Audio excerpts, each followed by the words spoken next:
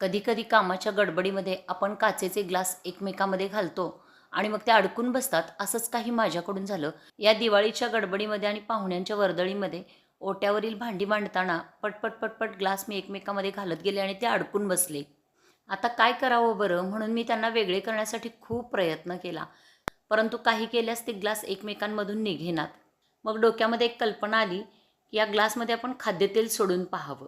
खाद्यतेल बाजूने सोडले आणि चमच्याच्या दांड्याने एक 2-3 वेळा ठकठक असं खालच्या दिशेने हलकंच असं ठोकलं आणि काय आश्चर्य!